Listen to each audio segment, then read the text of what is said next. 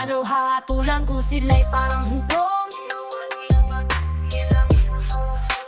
Paano lilitisin kung sila'y mga sangkot? Kaba ng bayan ay dugot pawis ng bawat Pilipino. Ninakaw ng harap-harapan, dapat may maparusahan.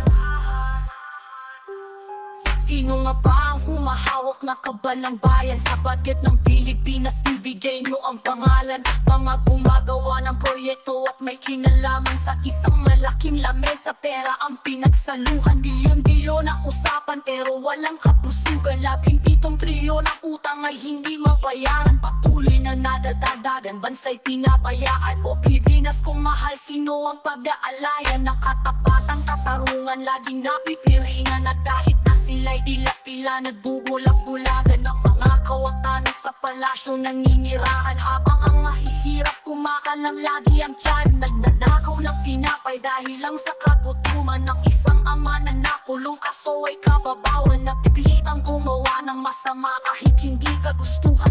Bakit pag mahirap ay agad-agad nasa kulungan? Bakit pag mayaman may katungkulan di mahatulan? Paano hahatulan kung sila'y parang hubong? Paano lilitisin kung sila'y mga sangkot? Kaba ng bayan ay dugot pawis ng bawat Pilipino. Ninakaw ng harap-harapan, dapat may maparusahan.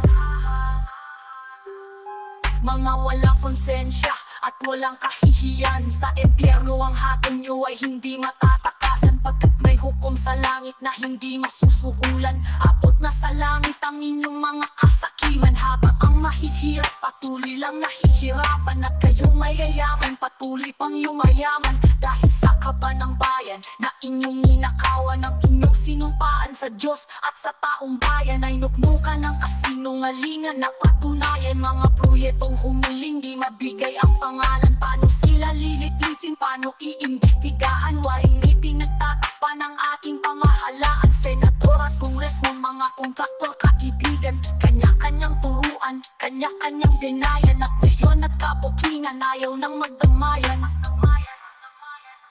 Paano hahatulan kung sila'y parang hubong? Paano lilitisin kung sila'y mga sangkot? Kaba ng bayan ay dugot pawis ng bawat Pilipino. Ninakaw ng harap-harapan, dapat may maparusahan. Walang hustisya sa bansang gobyerno'y sindikato. Multong mga empleyado, multong mga proyekto.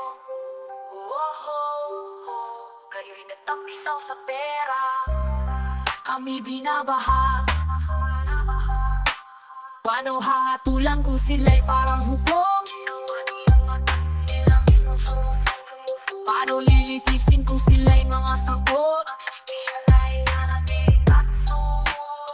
Kaba ng bayan ay dugot pawis ng bawat Pilipino. Ninakaw ng harap-harapan, dapat may maparusahan.